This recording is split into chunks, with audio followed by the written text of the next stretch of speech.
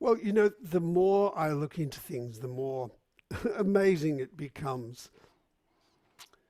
So today we're going to explore something that's still really part of the heart-brain connection, but well, it lends itself to hyperbole. There's a lesson I did about 10 years ago that I thought I'd resurrect because it was too long then and I just left it in the background. But I did it again and I realized the beginning could just be chopped off. It was sort of irrelevant. And the concept is really lovely and really quite pleasant. And it relates to the occipital bone and the sacrum.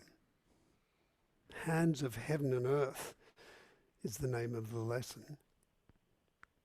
But it's really interesting looking at it now in the light of what we've been doing with the cardiovascular system.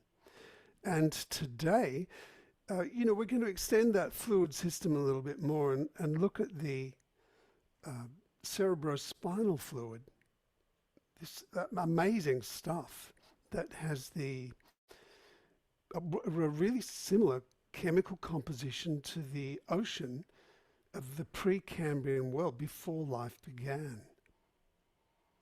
And it forms in the womb, when we're an embryo just beginning, we have you have this series, a plate that sort of folds in on itself. And when it folds in, it retains some of the amniotic fluid from the womb. And then it's also producing this other fluid. And it stays with us and our brain floats in it. And anyway, I'll share my screen. I'll show you some pictures. It's pretty incredible.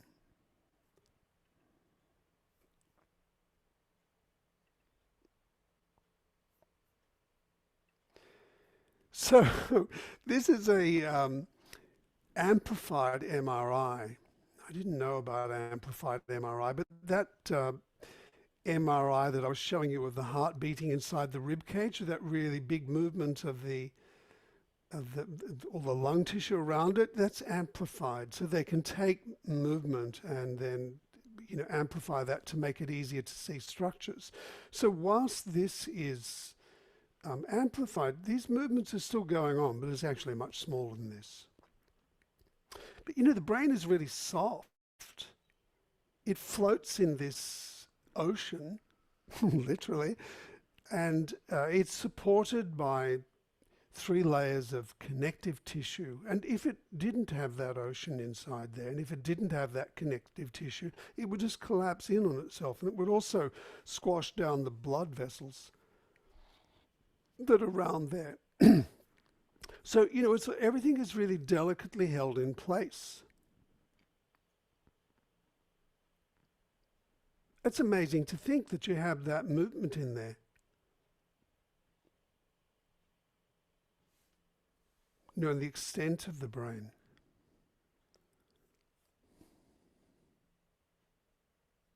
If we look at this, to see the position of the brain relative to the senses, it comes right down to here, so right down to the base of your nose here at the back. And right behind the eyes and behind the eyes down, down along here. It puts boxing in a different light, doesn't it? Or sports where concussion goes. I mean, it's such a delicate thing. And let's leave that and go back to here, the blood supply to the brain. So the cerebrospinal fluid is created by the blood. It comes from the blood plasma. And, so we've been holding the carotid arteries here. And, that splits off and it supplies everything in the face. And it also then goes up into the skull around here and supplies the brain. And there's another artery that comes from the brachial artery, actually. It's over here, and that goes alongside the inside of the spine, or the inside of the side of this. I'll find another picture and it'll be able to show you that. And it comes in along the back of the head. The blood supply to the brain is really important, because if blood doesn't get to the brain, as you probably know, it's catastrophic. You have a stroke. Now let's find...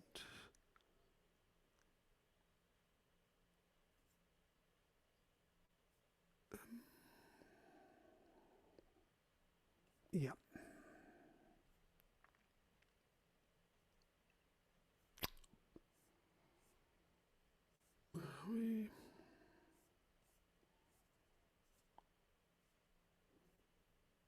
This is the one I wanted. The wrong picture.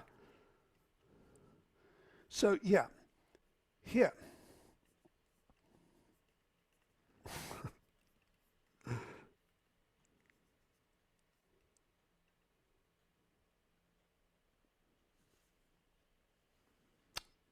Now we have the subclavian artery comes across here, supplies the arm, and from here you have this little vertebral artery that comes up through here and goes through the sides of the cervical vertebra. They have a little hole at the side here, and it goes right up here and then round onto the back and inside the skull up here, right at the point where the skull joins onto the brain. So if we've been holding the carotid artery down here, just behind the larynx in particular, we can feel it. But, if you can put your hand right up here at the base of the neck, you can still feel it. And even if you're holding on here, you can sort of feel between these two, you can feel the pulsing going on. And it's a really interesting system. It comes up into the head, and then it does this loop. This is inside the front of the sphenoid bone, this series of arteries here joins into. And it makes this loop that's connected in the middle and wraps right around the brain and right through it. And has these little connectors, this little artery that goes in between the two sides, at the front and at the back, and all around here. And the effect of that is that if one artery gets blocked, you've still got this possibility of sending the blood round to that part of the brain via the other side. And the blood vessels, they sit inside in fact, let's get rid of that. Open that one. The brain itself is surrounded by 3 layers of connective tissue. The deepest layer is transparent, and it's called the pia mater. And then directly on top of that, you have this layer called the arachnoid layer. And it's called arachnoid. If you pull it apart, it looks like a cobweb. It's slightly more it's thicker than the pia mater, and all the blood vessels go inside there. And there's this space in there called the subarachnoid space that the cerebrospinal fluid circulates within. Here's the subarachnoid space here. And then on top of that, you have this really tough layer called the dura mater, like durable. It's really solid, and it has a really strong connection to the bottom of the skull, the base of the skull, the occipital bone, and the sides of the temporal bone. Not so solid up here. And you have this space up here, these sinuses through here, that a little slot that enables the cerebrospinal fluid to be recycled. Now, the cerebrospinal fluid, well, there's this, you've probably heard of the blood-brain barrier. It's, we can't have, there's a lot of the structures in blood are just too big to go inside the brain. It would just, just cause havoc, like a bull in a china shop. So most of it's filtered out, and the capillaries in just near going into the brain, they're much tighter. And so the glucose and oxygen and various things that they're carried through on these little protein channels. It's only some things can get through, but the plasma gets through, and the plasma comes down and joins onto the ventricles. These are the ventricles, and the ventricles, they're these spaces inside the brain filled with fluid. And on top of the first and second, those two big horny ones there, and the third one and the fourth, you have this thing called the choroid plexus. And it's here when the blood seeps through that it comes through and it's transformed into, well, the plasma gets through and it's transformed into this cerebrospinal fluid. So we have 150 mils of this fluid that's circulating through the brain and down into the spinal cord. And we produce about 500 mils a day. So it goes on this funny sort of route. It comes in here, it's created in here, and then it circulates through the subarachnoid space through here. It circulates right around the brain. It also goes right down through the center of the spinal cord and around the outside of the spinal cord and back up. And then in the top of the arachnoid layer, you have these little granulations here. And also down here in the cribriform plate at the top of the nose there, that ethmoid bone that we were seeing. And at this point, the cerebrospinal fluid moves out, and it gets incorporated back into the venous system through here, and then goes back down through the jugular vein back into the heart and gets circulated around again. So the sinuses in the brain, the ventricles they're called, they touch a lot of areas of the brain. And neurological stem cells go in there and they're affected by it. And the cerebrospinal fluid supports the brain, and it carries away nutrients. It cleans things, so it's moving everything out and down back into the venous system. It ferries things around. And this is really interesting. This is the third ventricle in here, this one that looks like a bird. Let's get rid of the skull. It's an amazing shape, isn't it? In yoga they talk about in meditation, or Hinduism too, it must be the cave of Brahma. You lift your eyes up, you look sort of backwards and into your head, and you go into this place called the cave of Brahma. And this third ventricle here, it sits directly behind the pituitary and directly in front of the pineal gland. And there's one article I saw, a Harvard scientist, and he wonders whether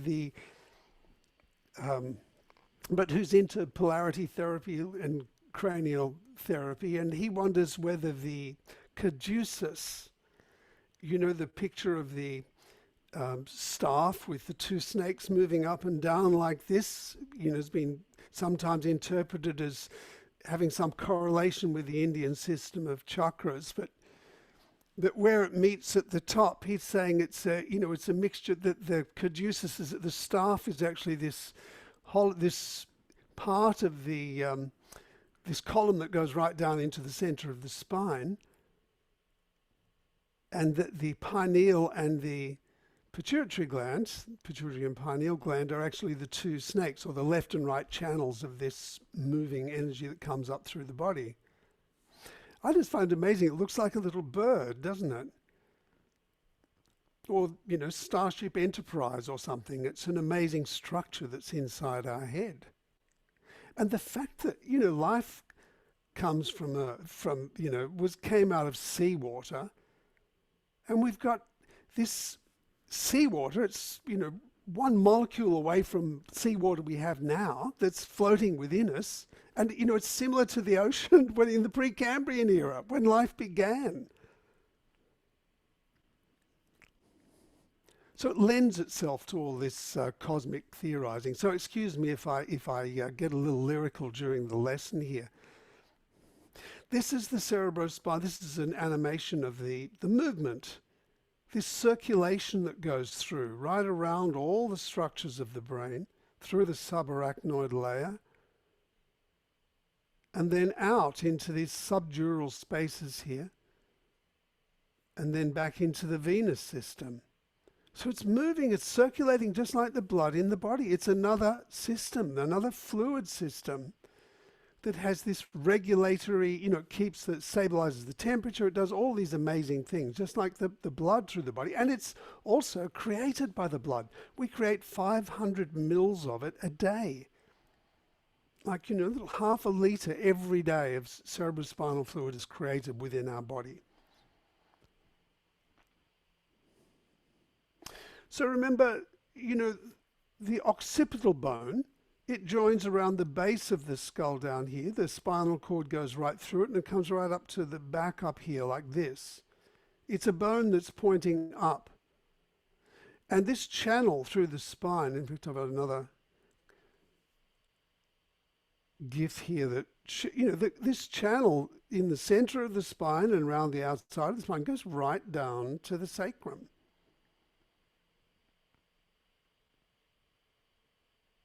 Cranial osteopaths talk about the movement of the skull bones and the sacrum as the primary respiratory rhythm.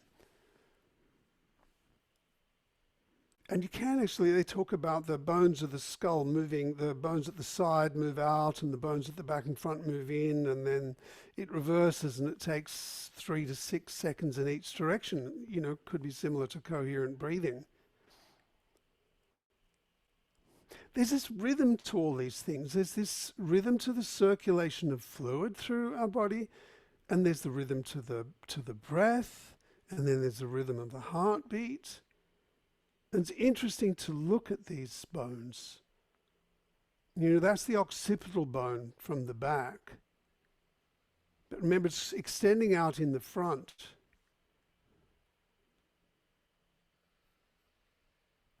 Right around the front here, and then goes around the back. But it's, you know, it's across the spine. It sits on top of the spine.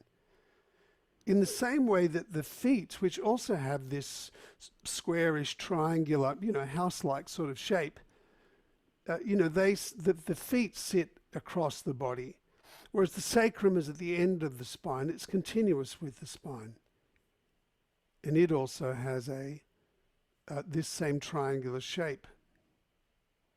Let's just look at the skeleton here.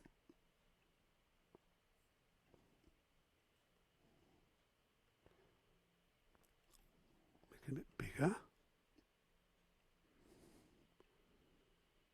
Yeah, so occipital bone there, and then the bones of the feet here. And then sacrum. Unfortunately wrapped in fascia. Maybe from the front it's going to be easy. Yes, it is. Maybe not. Hide that fascia. Sacrum here, pointing down.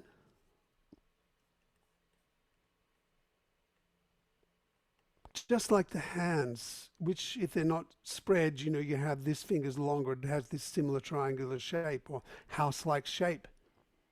So I'm going to ask you today to, in fact, let's just look at that a little bit more. That's what I need. Get rid of some of this connective tissue.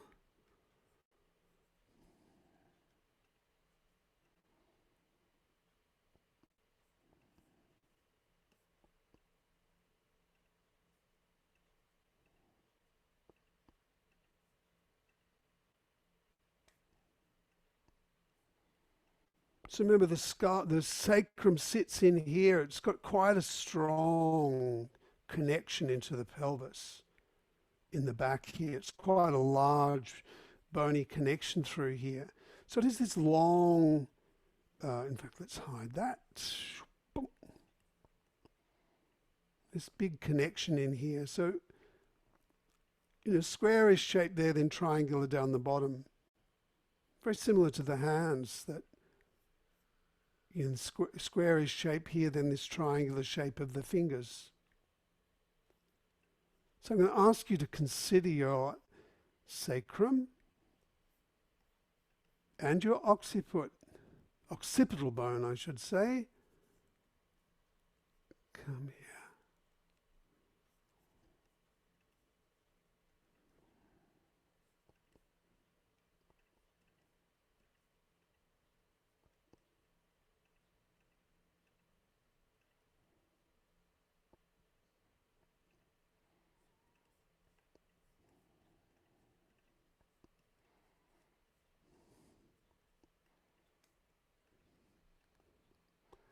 Yeah, the base of the skull. As a hand that's pointing up.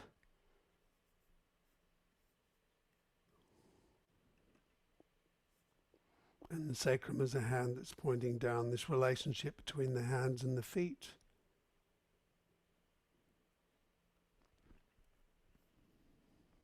Because within these two, you've got this cerebrospinal fluid moving.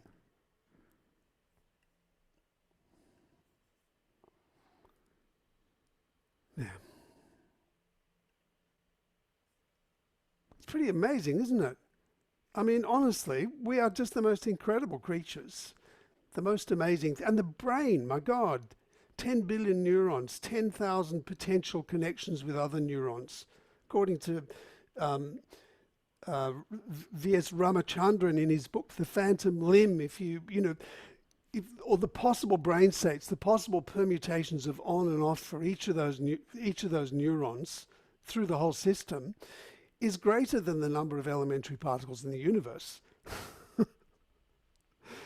And you could probably Google that to find out the mathematics. It seems like a ridiculous thing to say, but it's a staggering range of possibility that we have within us, and it's floating in an internal ocean that's supported and supplied by the heart. Just amazing. Really interesting just to consider that area and consider the fluid dynamics through the whole system as you move. That's what we're going to do today, because if you can move the whole spine, if you get the more stillness you have in movement, the easier it becomes. That's really the essence of what we're doing. So let's explore this.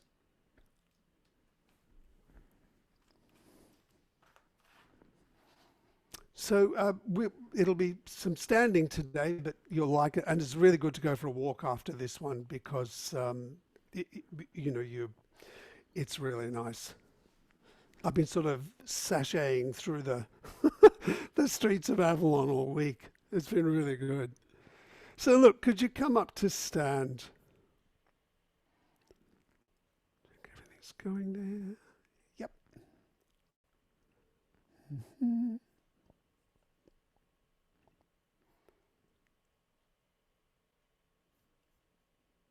Good.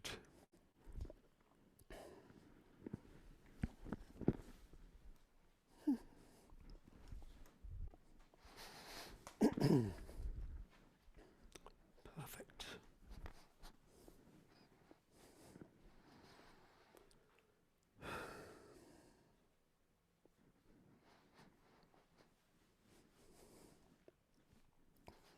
We will do lying down here. You'll get plenty of lying down.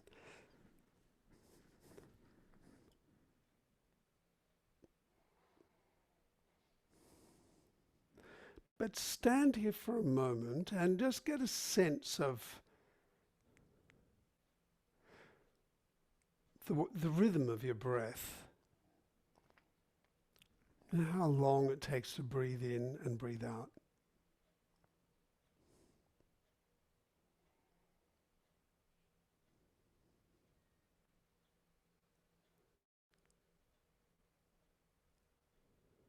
And Tune into your heartbeat, the sense of it.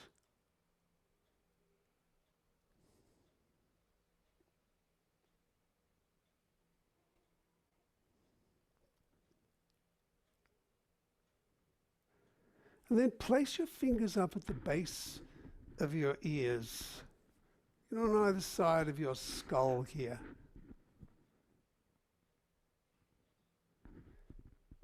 Now you can actually feel a pulse here if you soften through your fingers. So that little bony bit at the side of your skull is the temporal bone, and that joins, these two temporal bones join onto the occipital bone, which surrounds the spine. And the brain descends through it to become the spinal cord. And the skull is delicately balanced up here. So delicately balanced that you can't consciously balance it, you just have to allow it to move. So do that now, just sensing your skull and the delicate balance on top of your spine.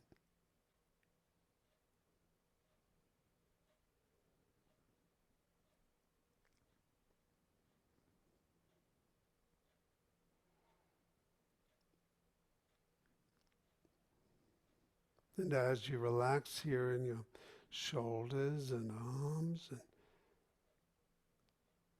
and maybe you begin to feel yourself sway a little bit. You can sense the pressure on the feet shifting as you move.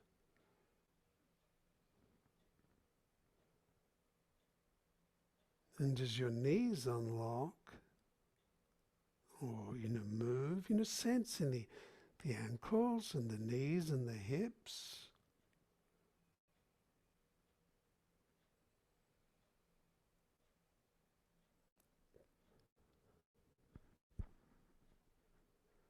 And within your head sits the most complicated bit of equipment in our known universe, our brain, floating in an internal ocean.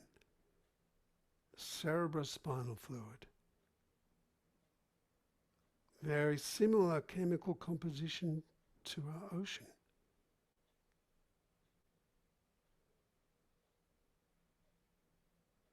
Circulating through the skull.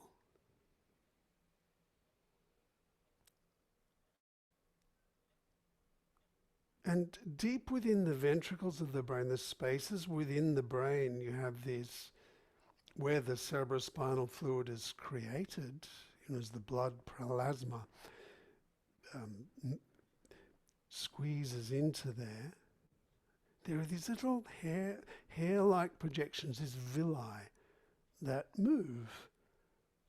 It's one of the contributors to the flow of cerebrospinal fluid through our body. And there's light receptors on the top there. Movement sensors.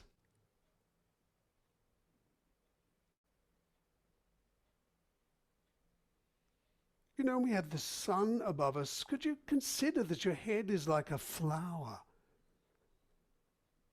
Your body like a stalk. Sap coming up from the earth, right through the entire stalk up to the flower at your head, collecting sunlight.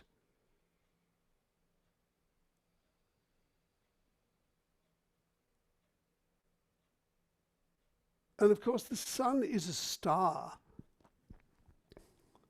Now, if you can't feel the pulse up here, move your fingers down a little bit so that you could feel the carotid pulse, the pulse in the carotid artery it's behind your jaw there, with both hands, and just let your elbows and shoulders relax. And sense your head like a flower. And in the way that flowers follow the sun, or plants follow the sun to collect its rays, its energy, could you now slowly move your head in a small circle as if it's collecting sunlight?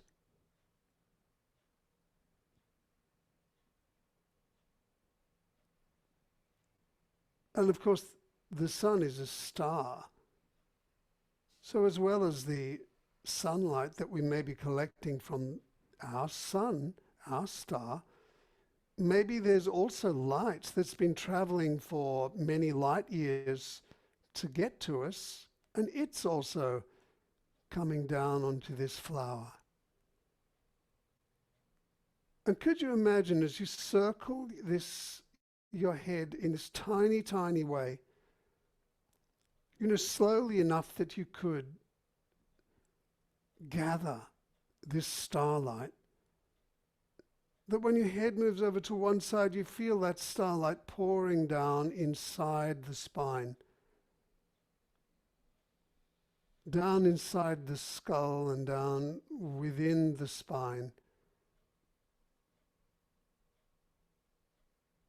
And as you move your head over to one side, perhaps you feel it pour more on that side.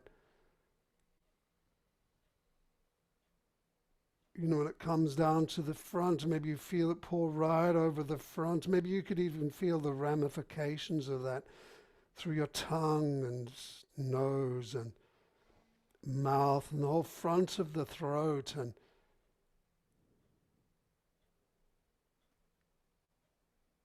right down through the rib cage.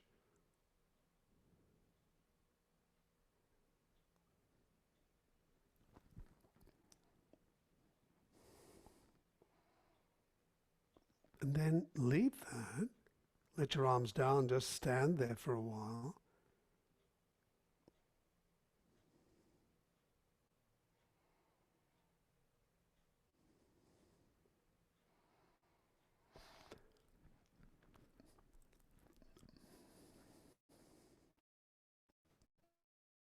The bone at the base of the skull, the occipital bone, points up, shaped like a bit like a hand, collecting starlight. And then down the bottom of the spine, the sacrum. And could you get your hands and place them on the sacrum? One finger at the base of the sacrum, the coccyx, this more pointed part, and one at the top.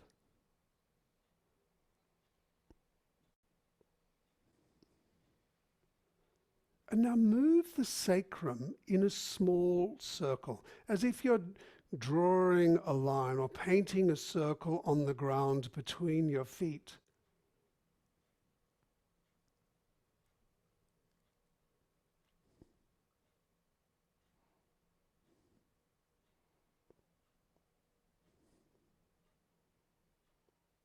Moves around to the side and over to forward and then over to the other side and back, and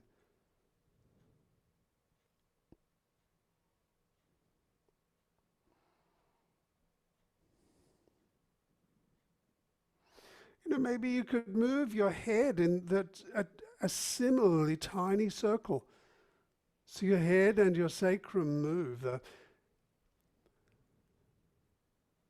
whole spine has to move. They're connected by the flexible arm of your spine, these two hands.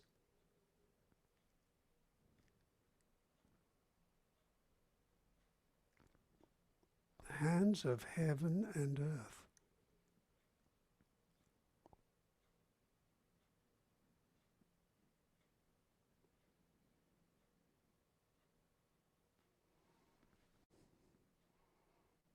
And then leave that.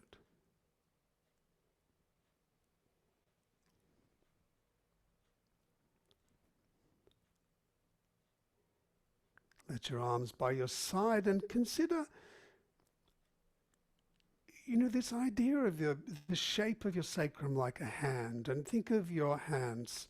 The sacrum sits at the end of the spine. It's continuous with the spine in the same way that the hands are continuous with the arms.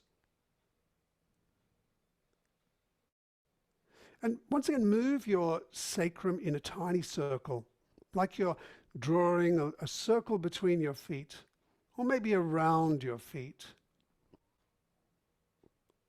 And at the same time, move your fingertips. Do a circle with your hands, tiny circle.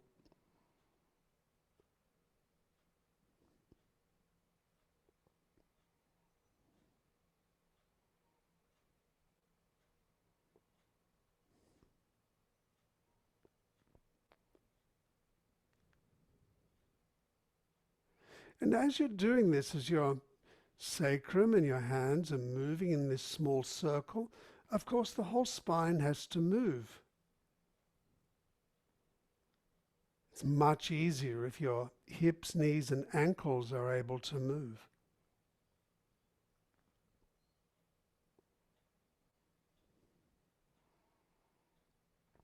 And of course your head is still pointing up at the stars, receiving starlight.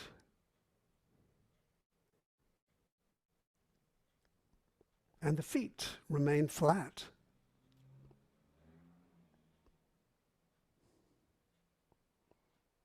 But everything in between can move.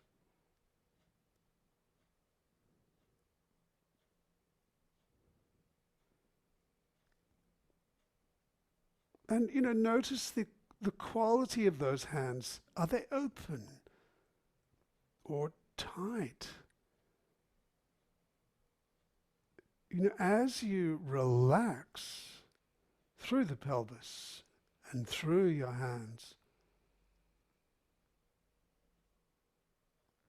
maybe they can feel more.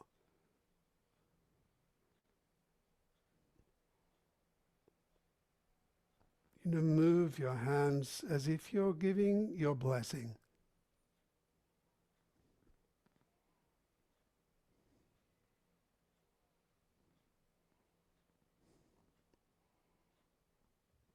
And then leave that. And could you lie down on your back? Lie down on your back. Yeah, and at any time, remember, you can lie down or you can change your orientation. But lie down now on your back and sense your contact with the ground.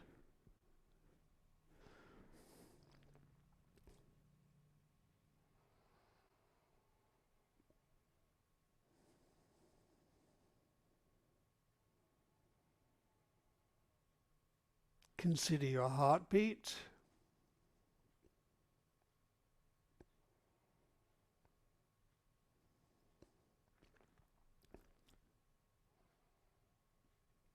The rhythm of your breath.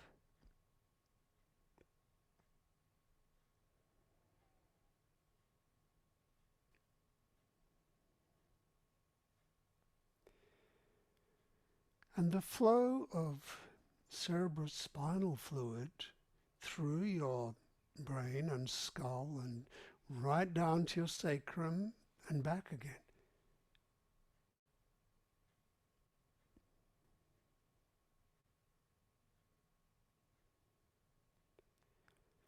And being aware of those three rhythms, could you place your hands, palms down, underneath the pelvis, on either side of your sacrum?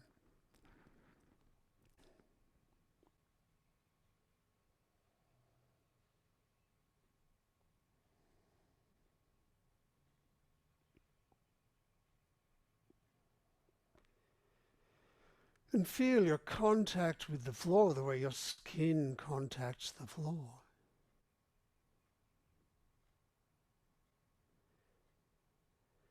And do a small circle with the skull, tiny circle with your nose. So you're circling the skull on top of the spine.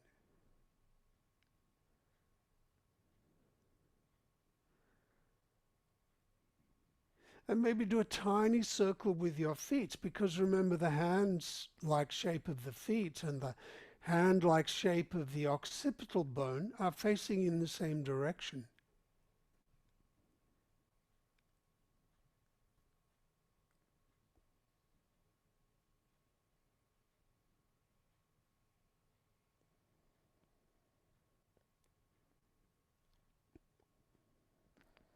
And then leave that. And now move your sacrum in a circle, as if you're drawing a circle with the coccyx.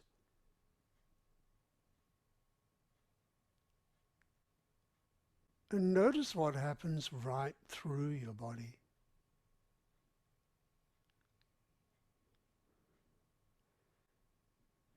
Do you feel your head moving as well?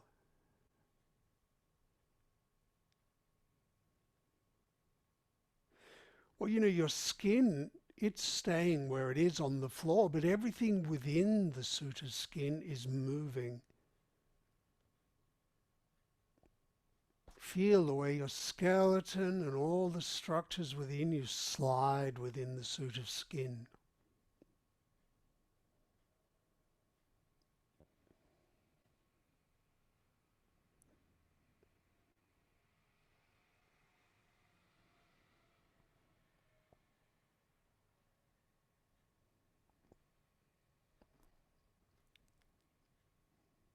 And do it in time with the rhythm of your breath, your heart, and this flow of cerebrospinal fluid.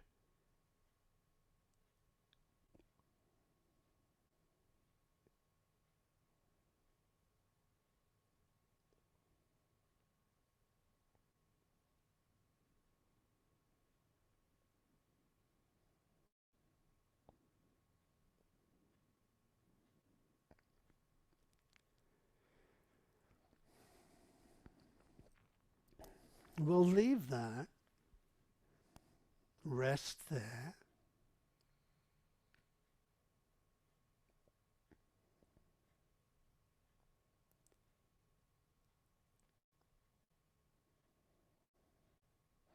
And then, mindful of those rhythms of breath, heart, and fluid, come back up to stand.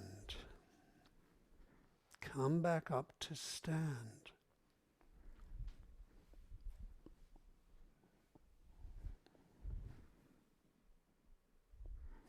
Yeah.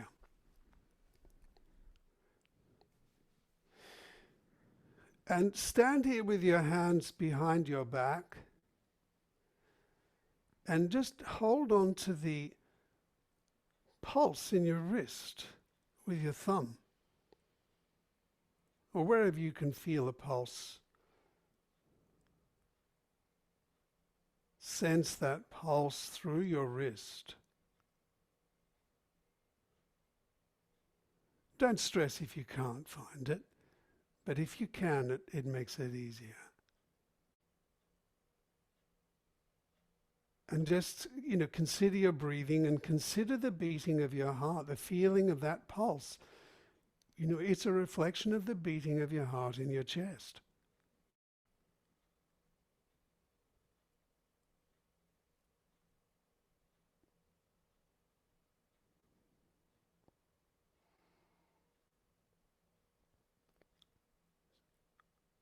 So the circulation of blood and the circulation of cerebrospinal fluid and the movement of your breath.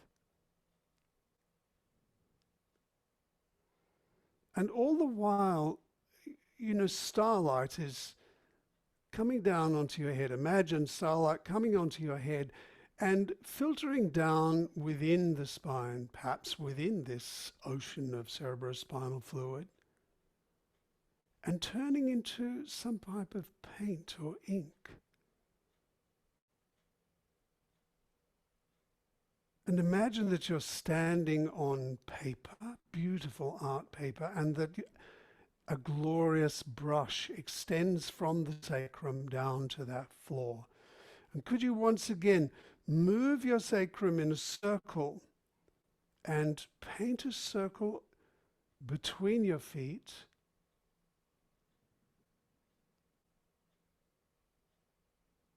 And you could move your head at the same time. You're gathering starlight, transmuting it into paint, which flows out through the brush coming from the sacrum.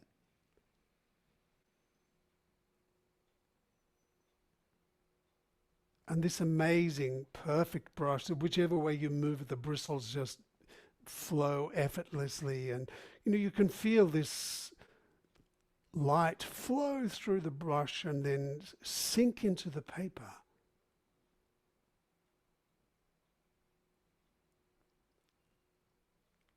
And you could make it around the feet now, around the feet.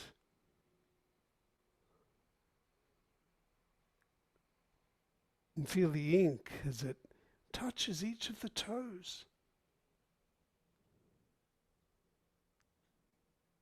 Around the sides of the feet and over to the other side.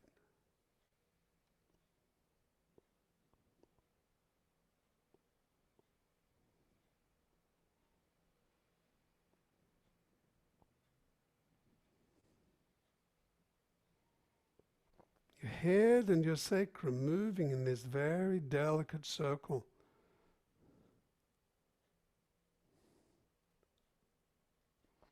And well, leave that for a moment. Just stay in the same position, sensing the heartbeat now, the pulse. Could you move your feet out to the side so you have your feet wide? Your feet wide. And move your sacrum, point your brush from side to side, your head and your brush from side to side. Now, to do this movement with your feet wider, you may need to bend one knee to move over to one side.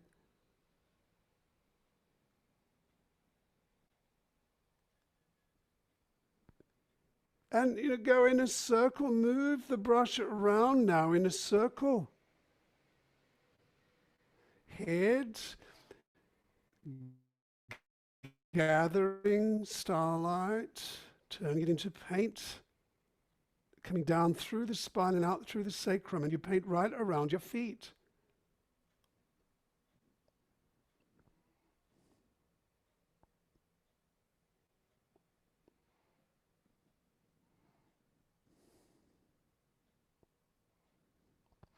And maybe we need to clean the tube inside the spine so that the color can flow effortlessly. So could you imagine it's like cloth that goes from the base of the skull down to the sacrum and through the inside of the spine. And as you move your head and your sacrum over to one side and then round to the back and over to the other side, you're pulling this cloth inside the spinal column, cleansing it. And each time you pull it past it, the paint can just flow down there, right down to the sacrum.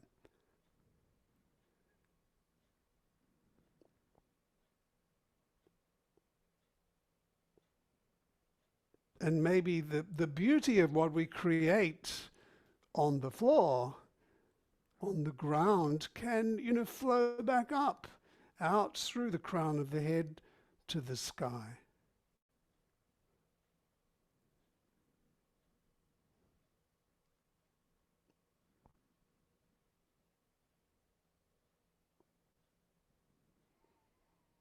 And now maybe make it a towel and you're going around the outside of the body. So as you're pulling, across your head and pelvis and your sacrum are forward, you're pulling it across the back of your body. And then round to the front as your sacrum and head are back, you're pulling it across the front of the body. In the same way that when you're drying yourself, you get that sense of pulling this towel across and around the outside of your body.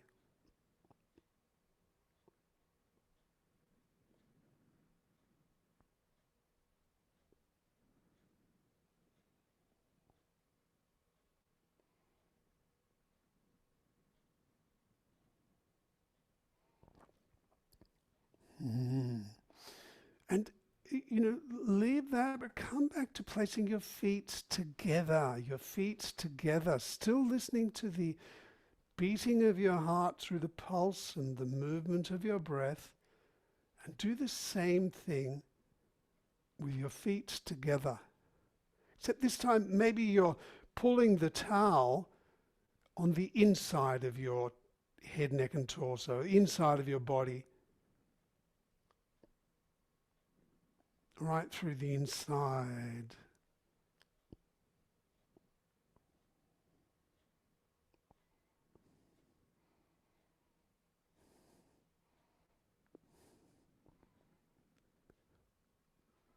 So that after you pass there, it feels cleansed and there's this flow of paint down into that area.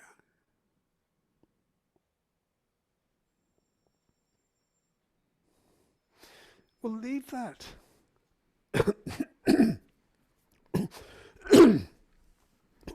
Lie down onto your back again.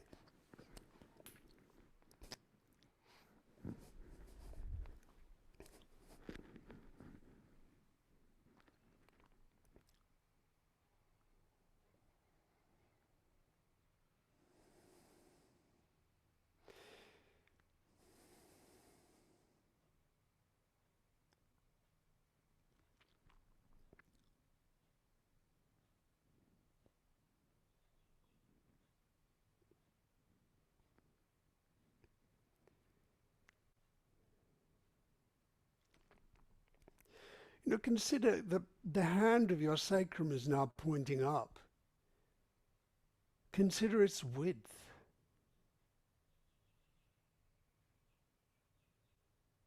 And its length. And could you now move your sacrum, point the sacrum toward different parts of your body? It might be to your right shoulder. Or it could be down toward your left foot. And each place you focus the hand is like you're blessing that area. You're acknowledging that area of your body. And just slowly move your sacrum. The rest of your body has to adjust to do this. You could even move your hands as well.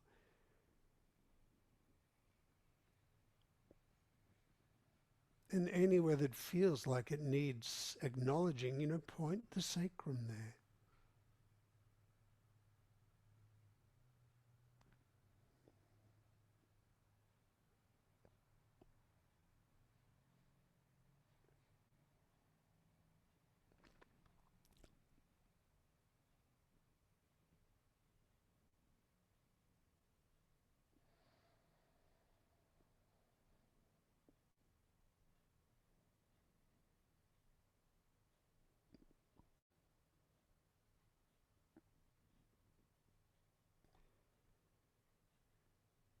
So that place doesn't have to change, it just feels heard and recognized.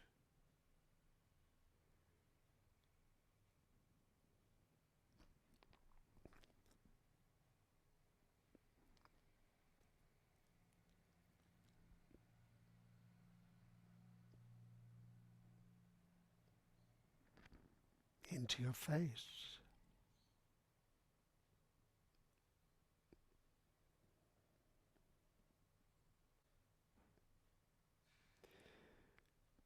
Now, leave that. Could you roll over onto your stomach? Roll over onto your stomach and have your forehead on your hands, or actually whichever way is comfortable. You could hold on to a pulse if you like. In the wrist with your thumb.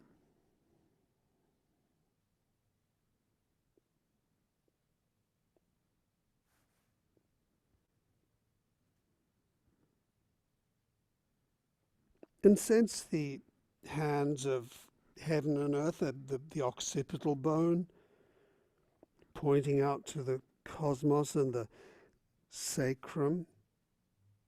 And do the same thing now. Move both the occipital bone and the sacrum toward different parts of your body, and maybe you'll notice different parts on your stomach. That could do with this blessing.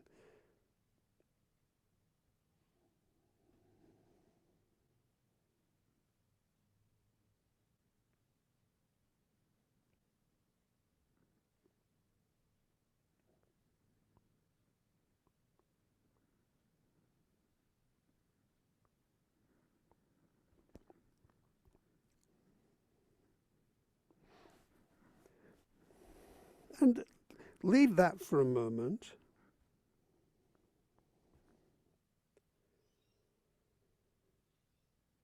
Sense once again the breath and heart and flow of CSF, as the acronym for cerebrospinal fluid.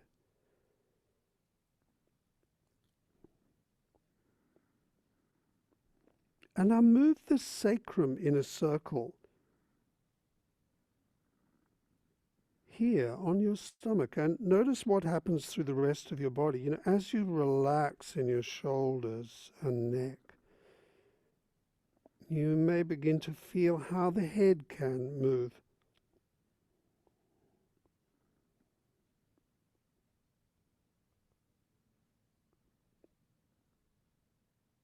And you know, we had that that cloth that went through the center of the spine. Could you do the same thing now, moving your sacrum and your head around in a circle? It's moving that cloth in a circle, but let's make it a circular cloth, a long, huge cloth that extends out into the cosmos, and swing it around so it sweeps through space, moving it with the sacrum and the occipital bone, feeling the way it pulls against each face of the inside of the spine.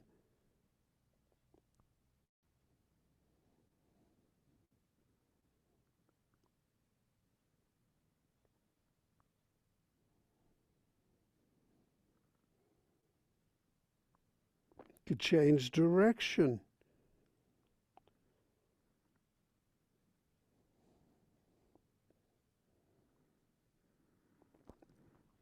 You could lift your head. You could make the movement slightly bigger. The head and the sacrum in a circle, swinging it right round through the cosmos.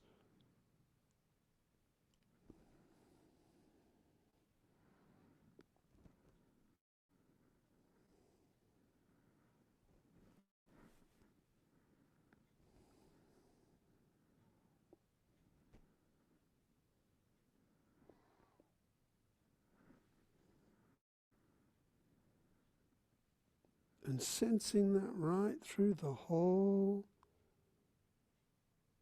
head, neck and torso.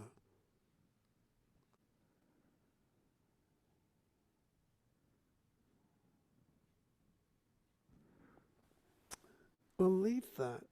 Roll onto your back and rest.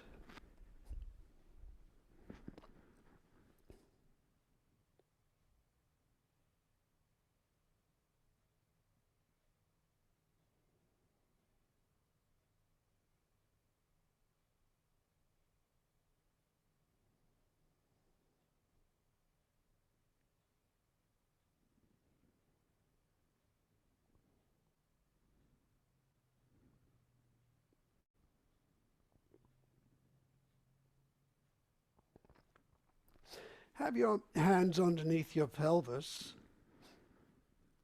palms down.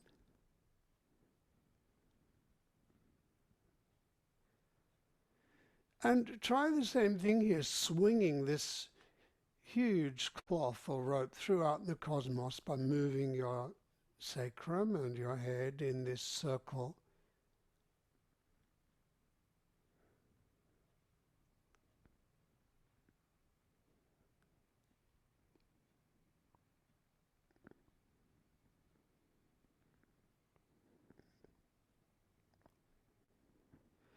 And maybe you could direct it to different ways by tipping the sacrum up or rolling it down and still continuing this circle in such a way that you feel different parts of your body, being pulled on by this cloth that swings through the cosmos, gathering stardust. In whichever way, you could even turn your sacrum over to the side and your head, doing this circle here and feeling how each position you're in, it enables you to feel or soften another part of your body, to allow it to contribute to the beauty of this movement.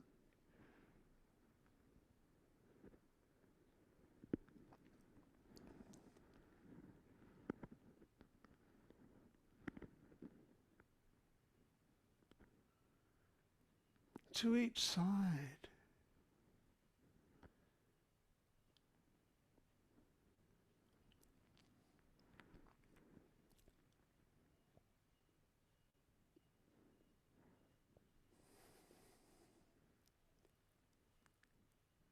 And then leave that.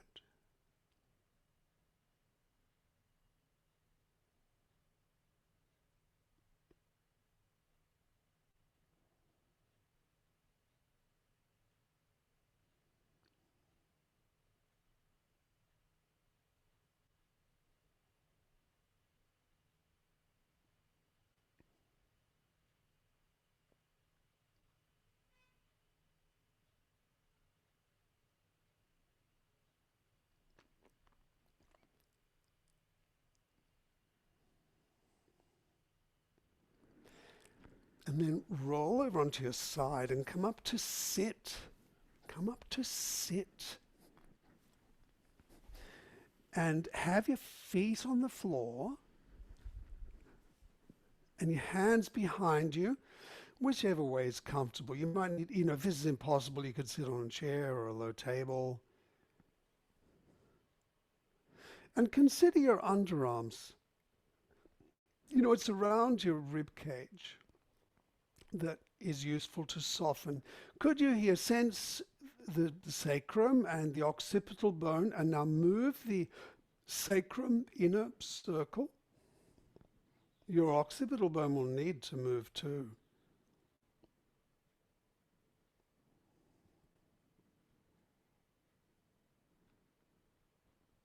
Round in a circle this time. Could you paint the underarms right around your underarms?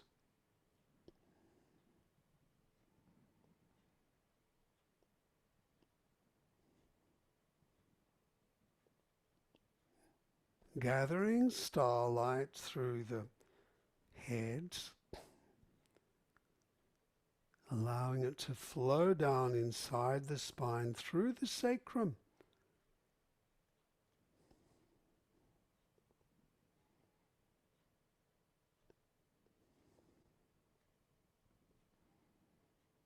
Maybe you'll notice the back of the underarms.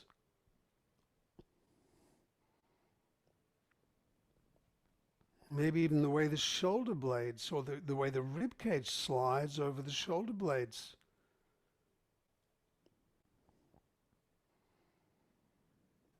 And your head and your sacrum move together.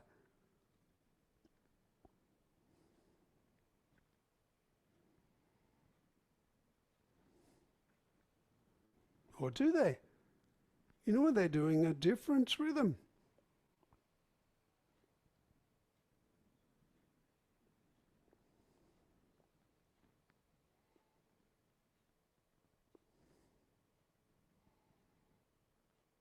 Well, leave that. Come up to stand. Again, and stand near a wall. Stand near a wall.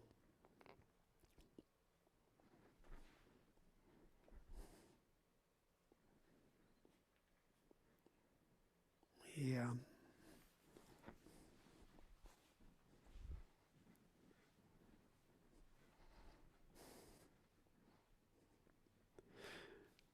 to begin with, you don't have to, you can be, away from the wall. Place your hands behind your back again and feel the pulse in your wrist there.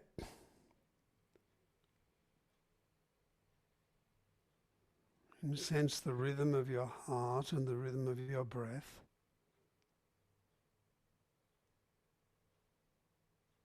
And then the rhythm of that flow of cerebrospinal fluid around the skull and spine.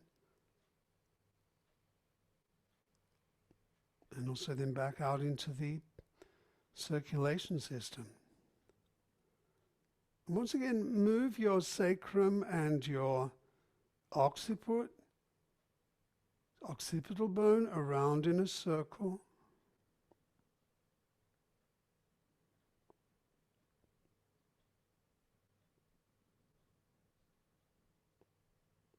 Feeling the flexible arm of your spine move.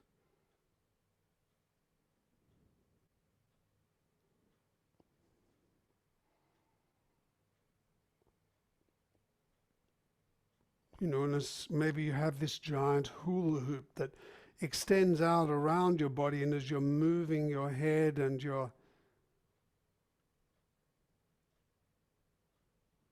sacrum round in this circle, you're pulling this cloth or hoop right around your body. And it moves slowly when it's traveling that enormous distance.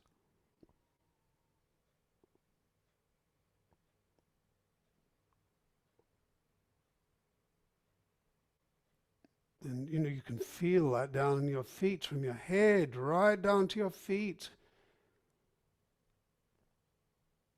And this line that goes from your head through your feet right through to the center of the earth.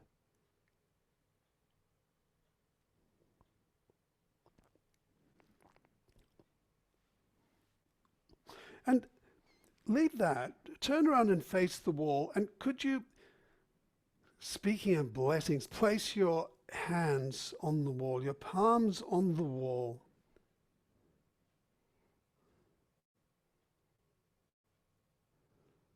And allow them to soften there, to spread.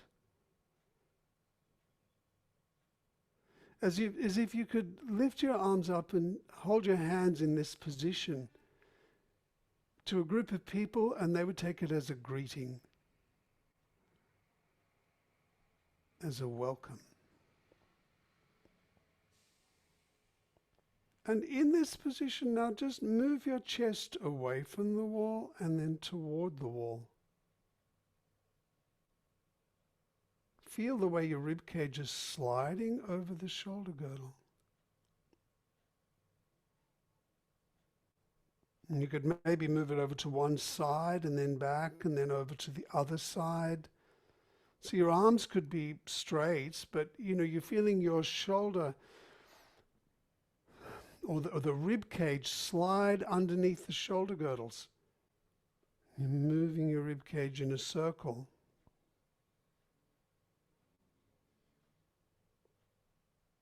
There's probably a movement at the ankles.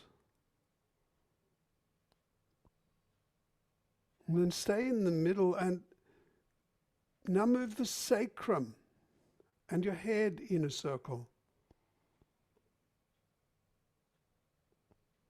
The occipital bone pointing up to the heavens. The sacrum pointing down into the earth. And move your head and pelvis in this way.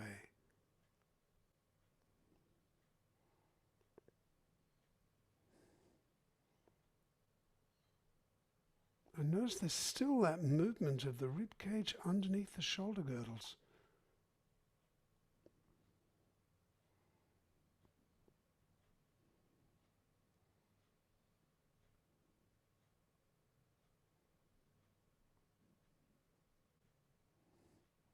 Funneling starlight from your head down through the sky, from your head down through the spine, out through the arms and legs.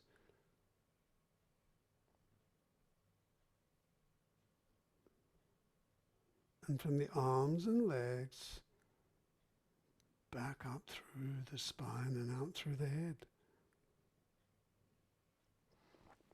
And keep your hands there, but turn yourself a little bit so you're facing over to the right.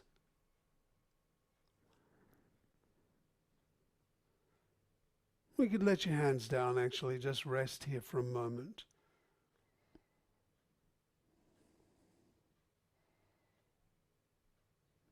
We're feeling right around your body now.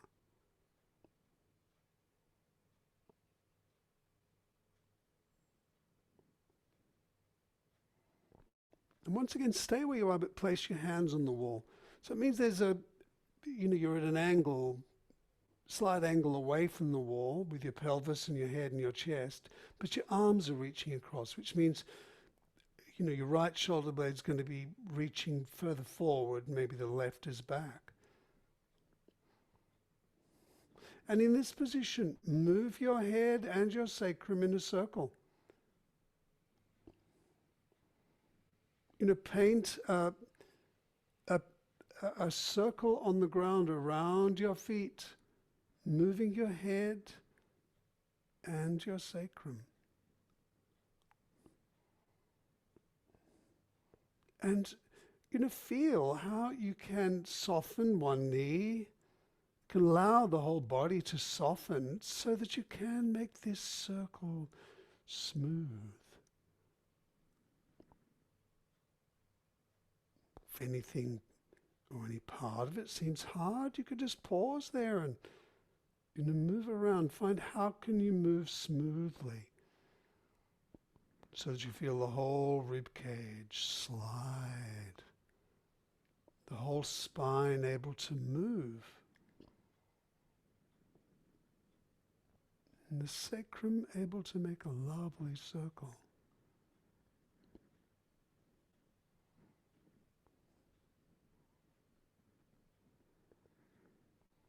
And then let your arms down.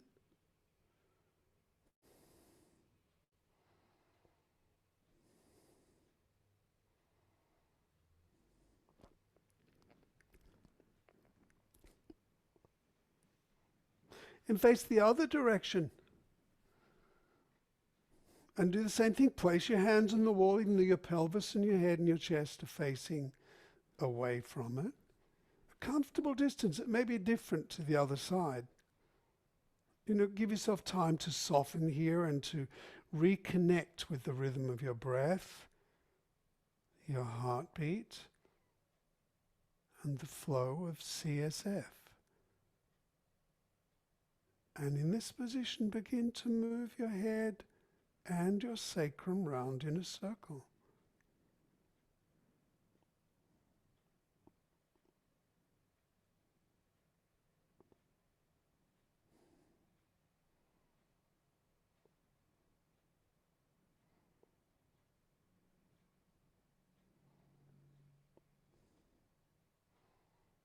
And taking your time to think, how can you soften?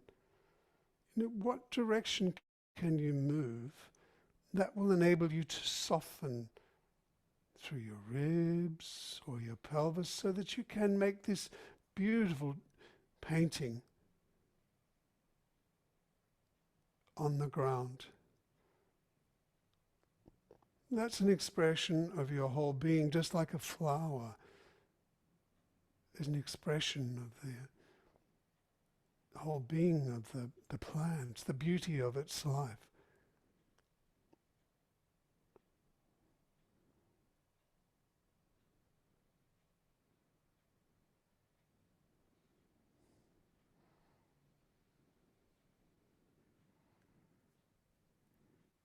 And then leave that.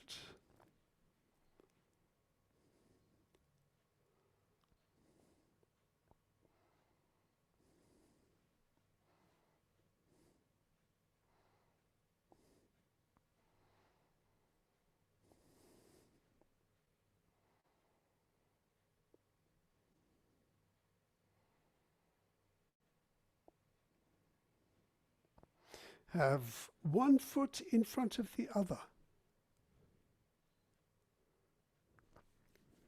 Maybe hold a pulse um, behind your wrist, or at the carotid pulse, wherever is easy actually. And if it's too hard to do that, you don't even have to hold it at all. You could just be aware of the rhythm of the heart, and the breath, and the CSF. And now move your sacrum and your head in a circle again around each foot. You know, you may have to shift your weight a little bit forward to go to the front foot. And you can go in whichever way suits you, whichever way enables you to soften and to feel the openness of the hand of the occipital bone and the feet and the sacrum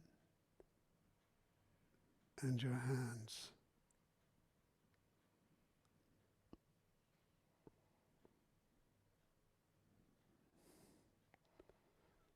You can do whatever you want here. You could move your head and sacrum around and swing this cloth through the cosmos.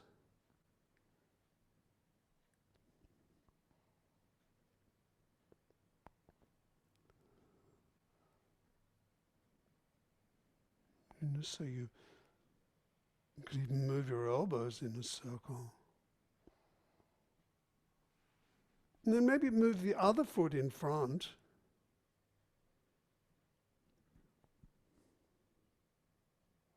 And do the same thing and feel, as you're shifting your weight, how the whole body can move.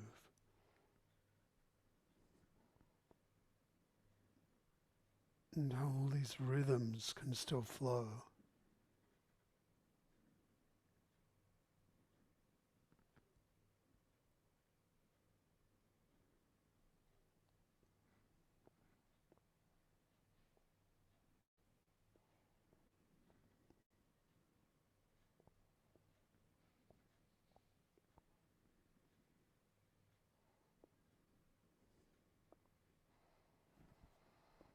And then let your hands down.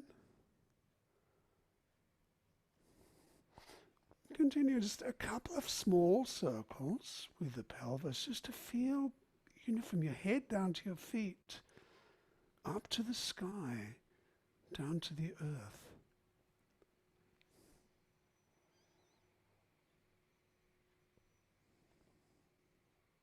That sense of life flowing through you. And as you walk, notice the dance of the hands of heaven and earth, connected by the flexible arm of your spine.